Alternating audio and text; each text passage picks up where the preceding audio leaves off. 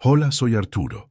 El día que mis propios hijos decidieron que yo valía menos que un mueble viejo y me dejaron en un asilo para quitarse el problema de encima, fue el día que mi verdadera vida comenzó. Durante años fui el padre que dio todo, el carpintero que se rompió las manos, para que ellos tuvieran la educación y las oportunidades que yo nunca tuve. Y mi recompensa fue el silencio, el olvido, una cama en un cuarto que olía a desinfectante y soledad. Es una herida que no se ve, pero que pesa más que cualquier otra cosa. ¿Alguna vez has sentido que las personas por las que diste todo te tratan como si fueras una carga invisible? Antes de contarte el momento exacto en que escuché, por accidente, la conversación en la que mi hijo Ricardo y su esposa planeaban deshacerse de mí en el lugar más barato que encontraron, comenta aquí desde qué ciudad me estás viendo y suscríbete al canal. Créeme, no querrás perderte lo que sucede cuando un padre abandonado descubre que la dignidad vale mucho. Más que el dinero y que la vida a veces te da la oportunidad de dar la lección más grande de todas. Acompáñame en esta historia, porque te aseguro que el final te dejará sin palabras y te hará pensar en el verdadero valor de la familia. Mis días se habían convertido en una rutina silenciosa y gris. Vivía en un pequeño apartamento, con una pensión que apenas alcanzaba para la renta y la comida. Las fotos en la pared, de cuando éramos una familia feliz, parecían burlarse de mí. Mis hijos, Ricardo y Sofía, eran exitosos. Él, un ejecutivo con un auto de lujo. Ella, casada con un hombre que la convenció de que yo era un ancla que les impedía avanzar. Las llamadas se volvieron esporádicas, siempre cortas, llenas de excusas. Papá, estoy en una reunión. Papá, te llamo luego. Ese luego nunca llegaba. Me sentía como un recordatorio de un pasado humilde que ellos querían borrar a toda costa. La humillación era constante y silenciosa. Mi cumpleaños número 78 pasó sin una sola llamada. Esperé todo el día con el teléfono al lado, como un tonto, pensando que quizás estaban preparando una sorpresa. La sorpresa fue el silencio absoluto. Días después, cuando logré hablar con Sofía, me dijo con una voz vacía que se le había olvidado por completo. Ricardo ni siquiera se molestó en inventar una excusa. Comprendí entonces que no era olvido, era una decisión consciente. Yo ya no formaba parte de sus vidas, de su mundo de apariencias y cenas caras. Era una pieza de un pasado que no encajaba en su presente brillante y egoísta. Recuerdo las noches que pasé trabajando turnos dobles en la carpintería, con el olor a madera impregnado en mi ropa y en mi piel, solo para poder pagar la universidad de Ricardo. Recuerdo haber vendido mis herramientas más preciadas, las que heredé de mi padre, para ayudar a Sofía con los gastos de su boda. Renuncié a mi sueño de tener mi propio taller, un pequeño lugar donde crear con mis manos, porque su futuro siempre fue mi prioridad. Creí que estaba construyendo una familia fuerte, unida por el sacrificio y el amor. Qué ingenuo fui. Estaba construyendo los cimientos de mi propia soledad, ladrillo por ladrillo, sin darme cuenta. El golpe final, el que me rompió por dentro, llegó una tarde de martes. Necesitaba ayuda para arreglar una gotera en el techo y tras varios intentos fallidos de contactarlos, les dejé un mensaje de voz. Horas después, mi teléfono sonó. Era Ricardo, pero no me estaba llamando a mí. Había marcado mi número por error y no se dio cuenta de que el buzón de voz se había activado. Escuché su voz, clara y fría, hablando con su esposa, Laura. «Ya no podemos seguir con esto», decía ella. «Tu padre es un pozo sin fondo. Hay que buscar un asilo barato y terminar con el problema. Que se haga a la idea». En ese instante, el mundo se detuvo. No era solo abandono, era un plan. Yo era un problema a solucionar. Colgué el teléfono, o más bien, lo dejé caer sobre la mesita. Mis manos temblaban, no de vejez, sino de una rabia helada que nunca antes había sentido. Las palabras de Laura, terminar con el problema, resonaban en el silencio de mi apartamento, rebotando en las paredes como si fueran fantasmas. Me quedé sentado en mi viejo sillón, el mismo donde les leía cuentos a mis hijos, y sentí cómo algo dentro de mí se quebraba para siempre. No era tristeza, era algo mucho más profundo y oscuro. Era la certeza de que el amor que yo había sembrado durante toda una vida se había podrido en la tierra más ingrata. Me sentí despojado de todo, no de mi dinero o de mi casa, sino de mi propio valor como padre, como persona. Era basura que había que sacar a la calle. Un par de horas después, el teléfono volvió a sonar. Era Ricardo. Mi corazón dio un vuelco, una mezcla de pánico y furia. Contesté, y su voz sonaba tan normal, tan casual, que me revolvió el estómago. «Hola, papá. ¿Cómo estás? Te llamé antes, pero no contestaste». Me preguntó si necesitaba algo, si todo estaba bien con la gotera. Cada palabra era una mentira, una capa de amabilidad falsa sobre un plan cruel. Luché por mantener mi voz firme, por no gritarle la verdad que ahora conocía. Le dije que no se preocupara, que un vecino me había ayudado. Sentí una náusea terrible al escucharlo decir, «Qué bueno, papá. Sabes que siempre nos preocupamos por ti». Esa frase, tan vacía y falsa, fue como un puñetazo en el alma. Colgó, y yo me quedé mirando la pared, sintiendo el peso de su hipocresía. En ese momento, mi mente viajó 30 años atrás.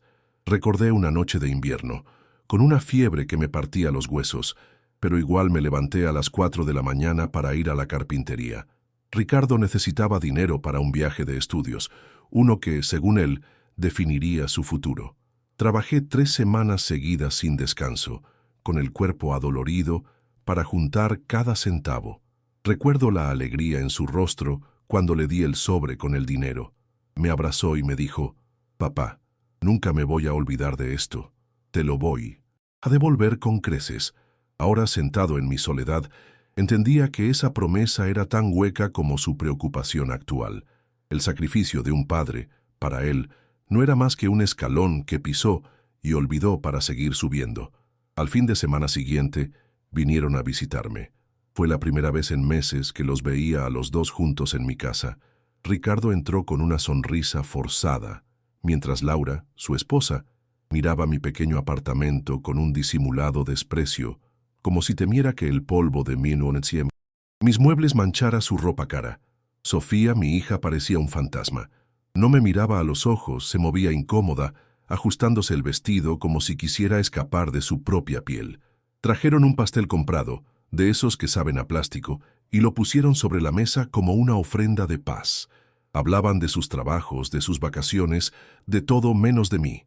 Yo era solo un espectador silencioso en la escenificación de una familia feliz que ya no existía. Entonces Ricardo, con un tono que pretendía ser compasivo, soltó la bomba. «Papá, hemos estado pensando, te vemos muy solo aquí. Creemos que quizás estarías mejor en un lugar donde te cuiden, donde tengas compañía y actividades». Laura añadió rápidamente, «Sí, Arturo, una comunidad para personas mayores. Hay unas preciosas, con jardines y enfermeras las 24 horas.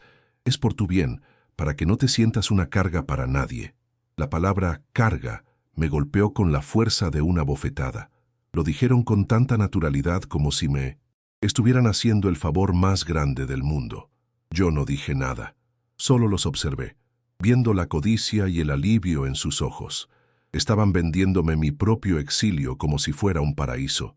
Sofía, que había permanecido en silencio, finalmente habló. Su voz era un susurro culpable. «Papá, es que nos preocupamos mucho. Con nuestros trabajos es difícil estar tan pendiente como quisiéramos». Sus palabras eran un eco de las de su hermano, una excusa aprendida para calmar su conciencia. La miré, buscando un rastro de la niña a la que le enseñé a andar en bicicleta, la que se dormía en mis brazos, pero solo vi a una mujer asustada, dominada por la voluntad de su hermano y la presión de su esposo. En ese instante comprendí que la había perdido a ella también. No era malvada como Ricardo o Laura, pero su debilidad era igual de cruel. Su silencio y su complicidad eran la daga final que confirmaba mi abandono.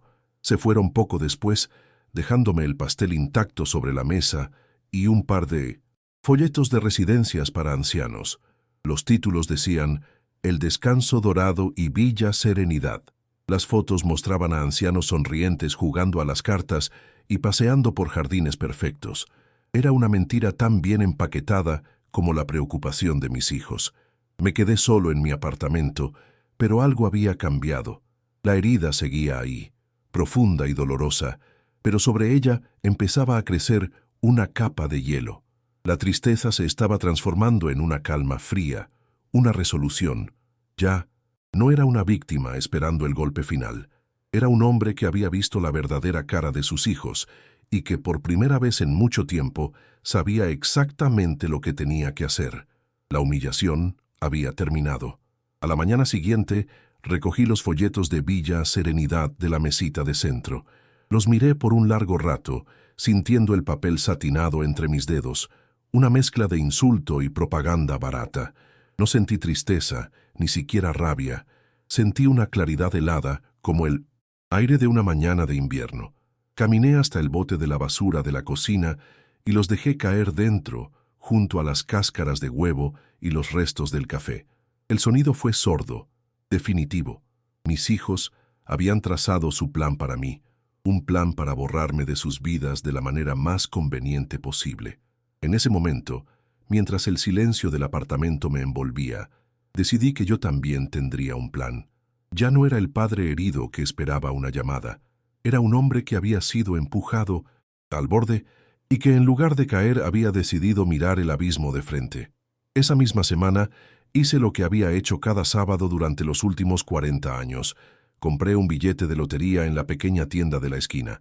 Siempre jugaba los mismos números, una combinación de fechas que eran sagradas para mí. El cumpleaños de mi difunta esposa, el de Ricardo y el de Sofía. Era un ritual, una pequeña esperanza a la que me aferraba sin mucha fe. Esa noche, mientras veía las noticias en mi viejo televisor, los números comenzaron a salir en la pantalla. Uno por uno coincidían con los de mi billete. Al principio no lo creí. Pensé que mis ojos cansados me estaban jugando una mala pasada. Pero no. Tomé el pequeño papel. Mis manos temblaban. Todos los números estaban ahí. Eran 10 millones de dólares. El premio mayor. No grité, no lloré, solo me quedé en silencio, mirando el billete que cambiaría todo. Mi primer impulso, casi un reflejo condicionado por una vida de paternidad, fue tomar el teléfono y llamar a Ricardo. Quería gritarles la noticia, decirles que nuestros problemas se habían acabado, que ahora todo sería diferente. Imaginé sus caras de sorpresa, la alegría, la posibilidad de que este dinero pudiera, de alguna manera, remendar los lazos rotos. Tenía el teléfono en la mano, a punto de marcar, cuando la voz de Laura resonó en mi memoria, tan clara como si estuviera a mi lado. Hay que buscar un asilo barato y terminar con el problema. El teléfono se sintió pesado, frío. Lo volví a colocar en su base lentamente. En ese instante, todo cambió. Este dinero no era una bendición para compartir con ellos, era una herramienta. Era la oportunidad de darles la lección que nunca aprendieron. El valor de una persona no se mide por lo que tiene, sino por lo que es. Hice todo el proceso de reclamar el premio con la mayor discreción posible, pidiendo anonimato total. Pero en una ciudad pequeña, los secretos no duran mucho. Un periodista local, hambriento de una buena historia, empezó a atar cabos. A las 2 semanas, la noticia explotó en el periódico del pueblo y en las redes sociales. El humilde carpintero del barrio que se convirtió en millonario. La historia se volvió viral. No mencionaban mi nombre directamente, pero los detalles eran inconfundibles. Mi oficio, mi edad, el barrio donde vivía. No tardó ni un día en llegar a oídos de mis hijos. De repente, el padre invisible, el problema que había que solucionar, se había convertido en el hombre más interesante de la ciudad. La trampa estaba puesta, y yo no había tenido que mover ni un solo dedo. La vida misma les estaba sirviendo el cebo. El teléfono sonó esa misma tarde. Era Ricardo. Su voz, que usualmente era cortante y apurada, ahora sonaba melosa, llena de una euforia que me revolvió el estómago. Papá, papá, acabo de ver la noticia. Un amigo me la mandó. Dime que eres tú. ¿Es verdad? Apenas me dejó responder. No lo puedo creer. 10 millones. Papá, esto es increíble. Tenemos que celebrar. ¿Por qué no nos dijiste nada? ¡Qué maravilla! Escuché cada palabra de su actuación, sintiendo el peso de su hipocresía. Mantuve mi voz tranquila, casi indiferente.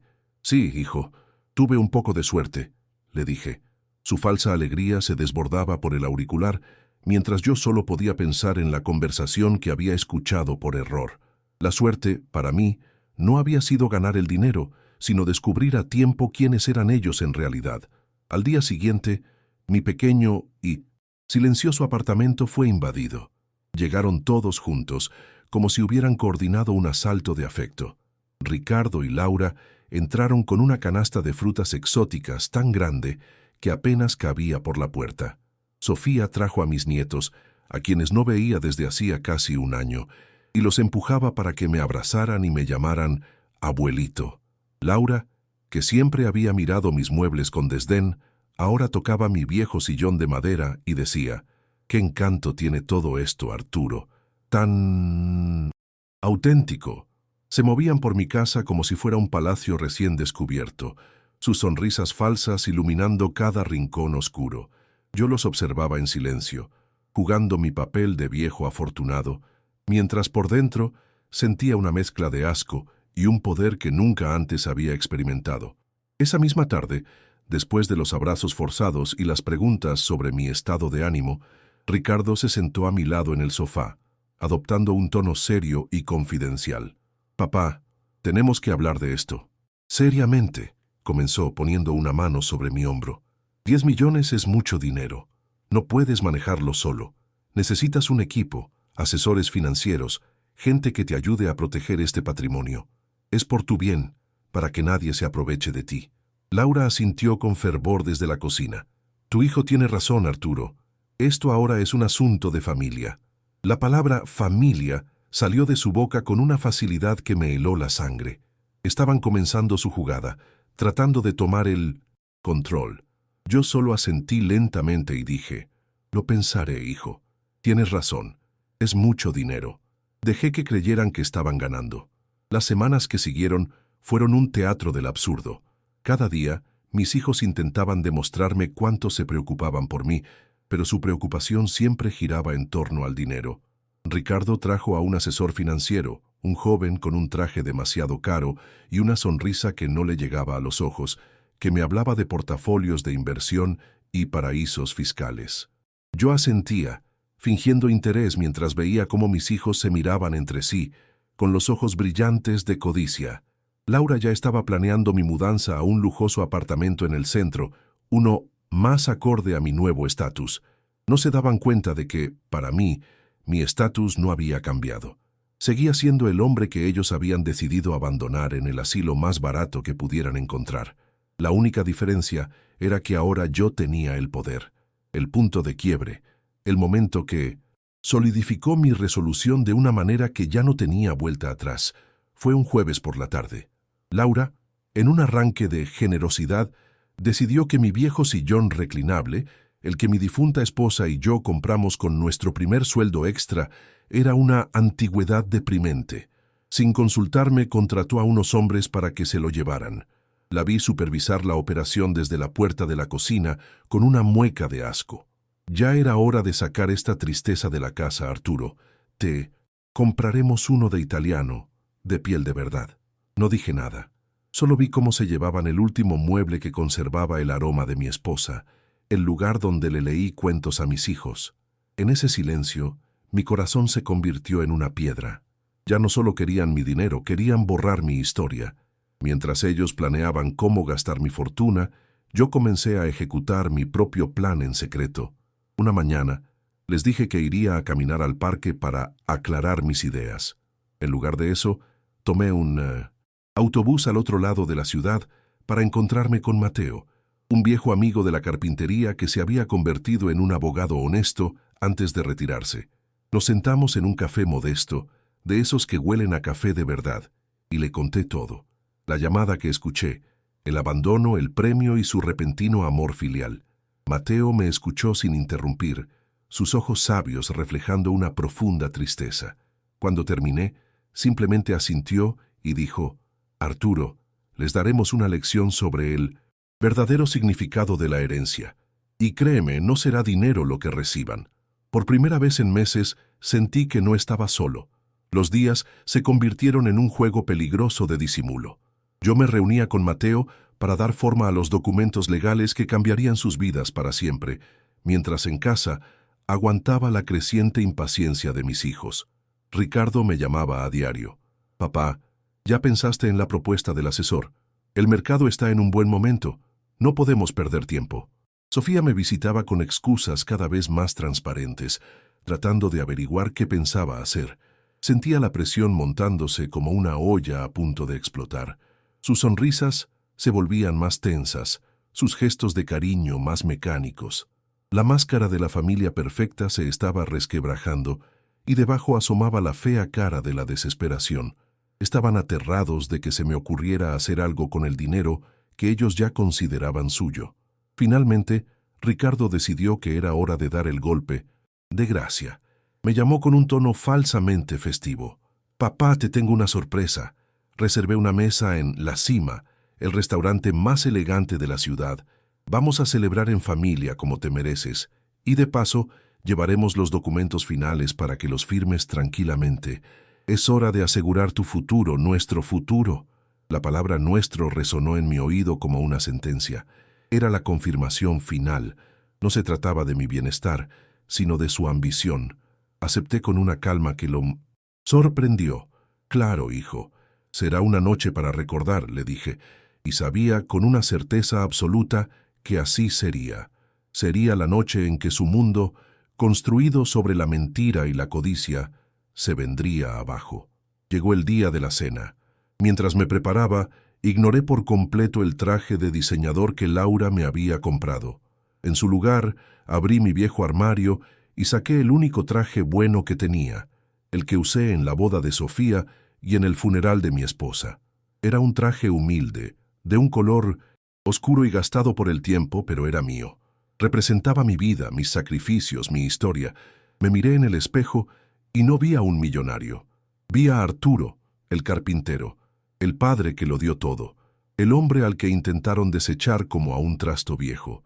Metí en el bolsillo interior de mi saco un sobre grueso. No contenía los documentos que ellos esperaban, sino los papeles que sellarían su destino. Me sentía extrañamente en paz, como un soldado que marcha a su batalla final, sabiendo que la justicia está de su lado. Cuando llegué al restaurante, ellos ya estaban allí sentados en la mejor mesa, con vistas a toda la ciudad. Sus rostros se iluminaron al verme, aunque pude notar una sombra de decepción en los ojos de Laura al ver mi viejo traje. Me recibieron con abrazos y sonrisas, pidiendo el champán más caro. Durante la cena hablaron sin parar de sus planes, la casa de verano que comprarían, los colegios a los que mandarían a mis nietos, el negocio que Ricardo quería expandir. Yo comía en silencio, escuchando el monólogo de su avaricia. Era como ver una película, una en la que yo era el espectador y el protagonista al mismo tiempo. Dejé que se deleitaran en sus fantasmas de riqueza, sabiendo que en mi bolsillo descansaba la realidad, una realidad que estaba a punto de caer sobre ellos, con el peso de una vida entera de ingratitud.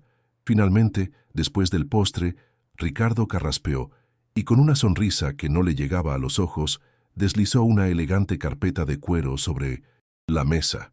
«Bueno, papá», dijo en un tono falsamente solemne, «ya que estamos todos juntos celebrando, creo que es el momento perfecto para organizar las cosas». Abrió la carpeta, revelando una pila de papeles con un lenguaje legal que yo no entendía, pero cuyo propósito era tan claro como el agua. Laura me acercó una pluma de oro como si fuera un cetro. «Es solo para protegerte, Arturo, para que todo quede en familia y nadie se aproveche de tu buena fe». Sus miradas estaban fijas en mí, expectantes, como lobos esperando que la presa finalmente se rinda. El murmullo del restaurante desapareció. El mundo entero se redujo a esa carpeta, a esa pluma y a la decisión que yo ya había tomado hacía semanas. Tomé la pluma entre mis dedos, sintiendo su peso frío y ajeno. No la usé para firmar. En lugar de eso, la usé para empujar suavemente la carpeta de vuelta hacia el centro de la mesa. Los tres me miraron, confundidos. El silencio se alargó, tenso y pesado. Levanté la vista y los miré a los ojos uno por uno. A Ricardo con su ambición desbordada, a Laura con su desprecio mal disimulado, y a Sofía, mi pobre hija, con la culpa nadando en sus ojos. «Antes de firmar nada», dije, mi voz sonando extrañamente firme en el lujoso salón. Quiero hacerles una pregunta. ¿Alguno de ustedes recuerda qué día fue el 17 de octubre del año pasado? Sus rostros se quedaron en blanco. No tenían idea. Fue mi cumpleaños, añadí en voz baja, pero cada sílaba cayó sobre la mesa con el peso de una piedra. La confusión en sus caras se transformó en incomodidad. Ricardo forzó una risa nerviosa. «Papá, por favor, no es momento para estas cosas. Sabes que hemos estado muy ocupados». Pero yo no había terminado. Me incliné un poco hacia adelante, mi voz aún calmada pero cortante como un cristal roto. Estaban ocupados, sí, recuerdo haberlos escuchado. Estaban ocupados planeando cómo terminar con el problema, buscando el asilo más barato para deshacerse del viejo. Las palabras exactas que había escuchado en aquella llamada accidental salieron de mi boca y quedaron flotando en el aire entre nosotros. La sonrisa de Ricardo se congeló. El rostro de Laura palideció, perdiendo todo su color. Sofía ahogó un sollozo y se cubrió la boca con la mano, finalmente incapaz de sostener la mentira. El teatro se había derrumbado. Un silencio sepulcral cayó sobre nuestra mesa. Los otros comensales nos miraban de reojo, sintiendo la tensión. Laura fue la primera en reaccionar. Su voz, un siseo venenoso. «Estás delirando. La edad te está afectando, Arturo. ¿Cómo te atreves a inventar algo así?» Ricardo intentó recuperar el control, su tono volviéndose duro y autoritario. «Papá, ya basta. Estás montando una escena. Estás confundido. Vamos a firmar estos papeles y luego hablaremos en casa». Pero ya no había vuelta atrás. Sus máscaras habían caído, revelando la codicia y la crueldad que había debajo. Ya no eran mis hijos preocupados, eran extraños tratando de robarle a un anciano al que consideraban un estorbo. Los miré con una tristeza profunda, no por mí, sino por ellos, por lo vacíos que estaban por dentro. Ignoré sus protestas y metí la mano en el bolsillo interior de mi viejo saco. Ellos esperaban que sacara mis gafas para leer los documentos, pero lo que puse sobre la mesa no fue eso. Era un folleto de papel sencillo, doblado en 3 partes. Lo desdoblé lentamente. En la portada, con letras grandes y cálidas, se leía: Fundación El Taller de Arturo. Debajo, una foto de un grupo de ancianos sonrientes, trabajando la madera en un taller luminoso y lleno de vida. Sus caras se desfiguraron por la incomprensión. Ricardo tomó el folleto con manos temblorosas, como si quemara. Lo abrió, y sus ojos recorrieron las palabras que describían el propósito de la fundación: dignidad, compañía y propósito para los que nos dieron todo. No entendían nada, pero el pánico ya comenzaba a asomar en sus miradas. «Verán», comencé a explicar con una calma que me sorprendió a mí mismo. «Cuando la vida me dio esta segunda oportunidad, este dinero, mi primer impulso fue compartirlo con ustedes, pero luego recordé el silencio, el abandono, el plan para deshacerse de mí. Hice una pausa, asegurándome de que cada palabra les llegara. Así que decidí invertirlo en una familia que de verdad lo necesitara. He donado el 95% de mi premio a esta fundación, para construir hogares y talleres para ancianos abandonados, para que nadie más tenga que sentirse como un mueble viejo esperando a ser tirado a la basura». Señalé el folleto. «Esa es mi herencia, ese es mi legado. No es dinero en una cuenta bancaria, es dignidad». La explosión fue instantánea y brutal. La incredulidad en el rostro de Ricardo se convirtió en una furia roja y descontrolada. Se puso de pie de un salto, golpeando la mesa y haciendo que las copas temblaran. «¡Estás loco! ¡Senil! ¿Cómo pudiste hacernos esto? Ese dinero era nuestro, nuestro futuro». Laura lo secundaba, susurrando insultos, llamándome egoísta e ingrato. Sofía simplemente lloraba, un llanto roto y desesperado, el sonido de su propia conciencia haciéndose pedazos. El espectáculo era grotesco. En el restaurante más elegante de la ciudad, mis hijos exitosos y refinados se habían transformado en bestias salvajes, mostrando su verdadera naturaleza por un dinero que nunca les perteneció. Me levanté lentamente, dejé algo de dinero sobre la mesa para pagar mi cena y, sin decir una palabra más, Les di la espalda y caminé hacia la salida, dejando atrás el sonido de su codicia implosionando. Al salir del restaurante, no sentí el frío de la noche. Sentí una ligereza que no había experimentado en décadas, como si me hubieran quitado un peso invisible de los hombros. Cada paso que daba, alejándome del sonido de sus gritos y su desesperación, era un paso hacia mi propia vida. No miré hacia atrás. Caminé por las calles iluminadas de la ciudad, no como un anciano solitario, sino como un hombre que acababa de reclamar su alma. El aire olía a libertad. Volví a mi viejo apartamento por última vez, pero ya no se sentía como una celda de soledad.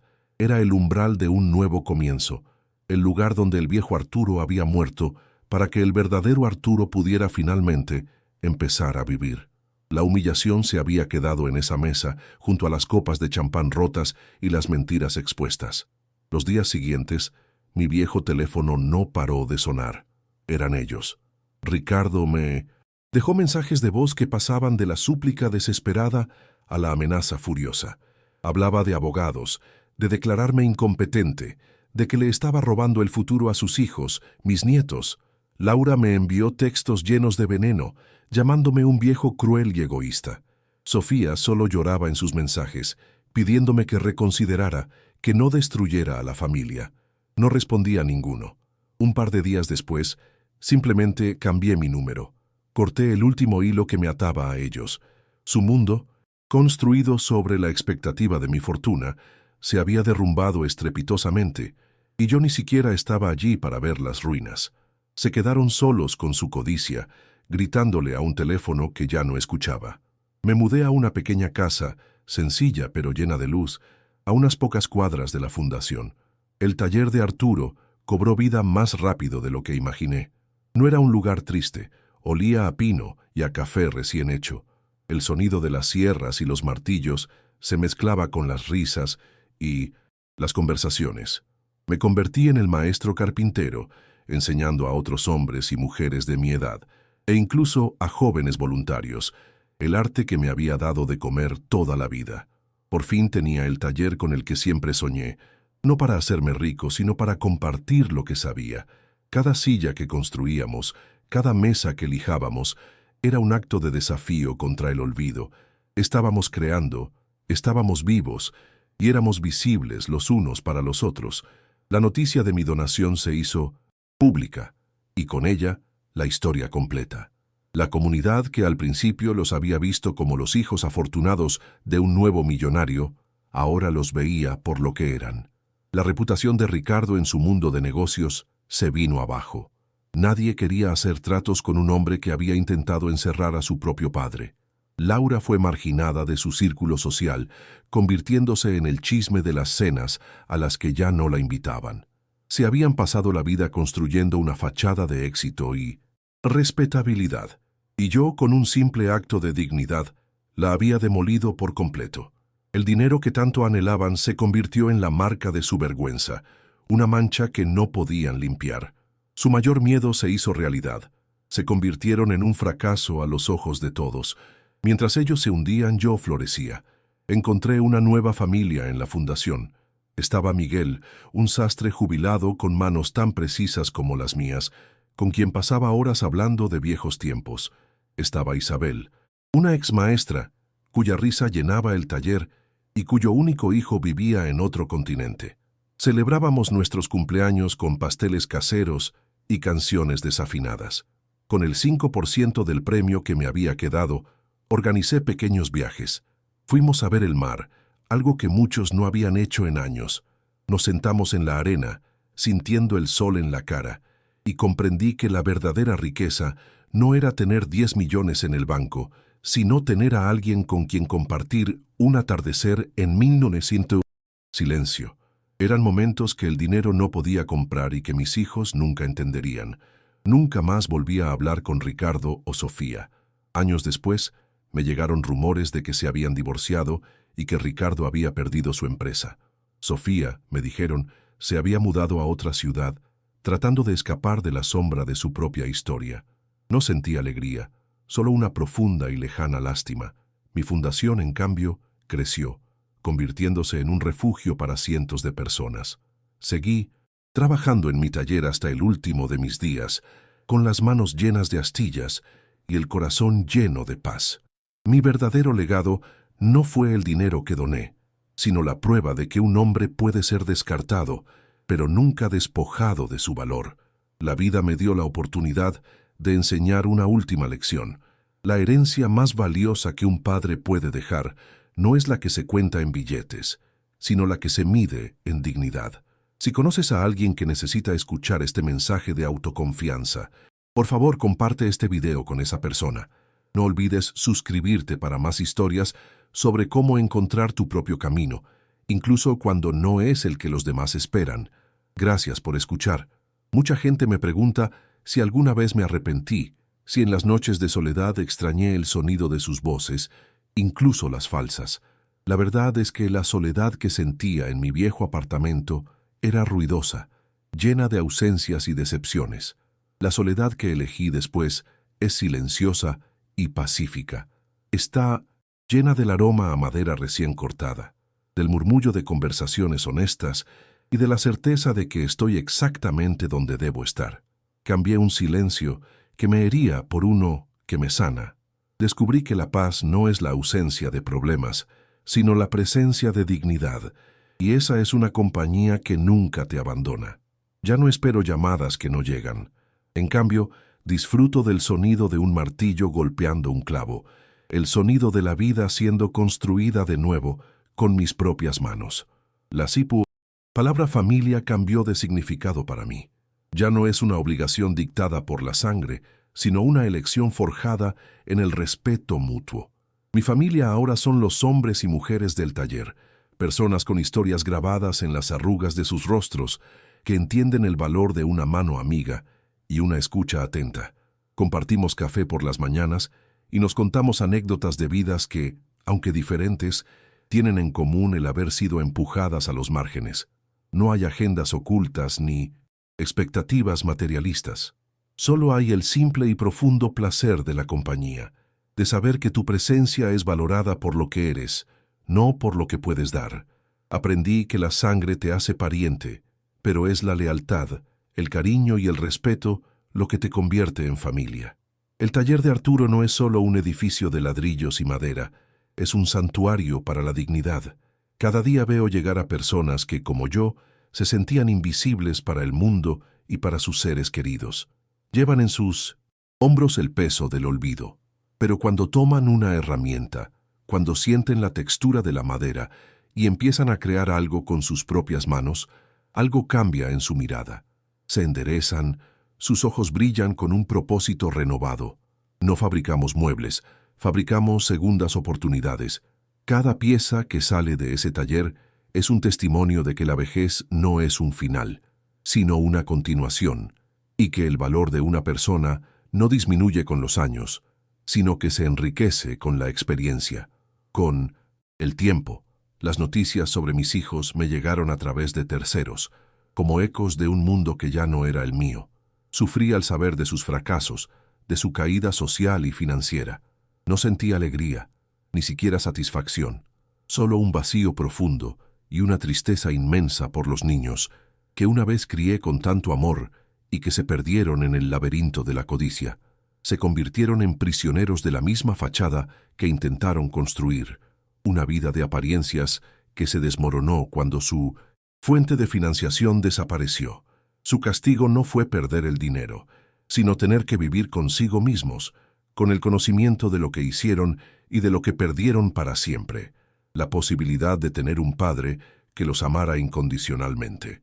Mirando hacia atrás, entiendo que el verdadero premio de la lotería no fue el dinero, fue la claridad. Fue la llave que me permitió cerrar una puerta detrás de la cual solo había dolor y abrir otra hacia una vida con significado. Me enseñó que el respeto no se exige ni se compra, se gana con acciones y se pierde con la traición. Aprendí la lección más dura de todas. A veces, la mayor muestra de amor propio es alejarte de quienes te demuestran que no te aman. Mi fortuna no reside en una cuenta bancaria, sino en cada amanecer que disfruto, en cada sonrisa que comparto en el taller y en la paz que siento al saber que mi legado no será de billetes, sino de dignidad restaurada. Esta historia no es sobre venganza, sino sobre el poder de elegirnos a nosotros mismos, incluso cuando duele. Es un recordatorio de que nuestro valor no lo definen los demás, sino la forma en que decidimos vivir nuestra vida. Si crees que este mensaje puede darle fuerza a alguien que se siente invisible o subestimado, te pido que compartas este video. Tu apoyo nos permite seguir contando historias que inspiran a recuperar el control de nuestro propio destino. No olvides suscribirte y activar las notificaciones, porque cada historia es una oportunidad para recordar que nunca es tarde para construir la vida que merecemos. Gracias por haberme acompañado hasta el final.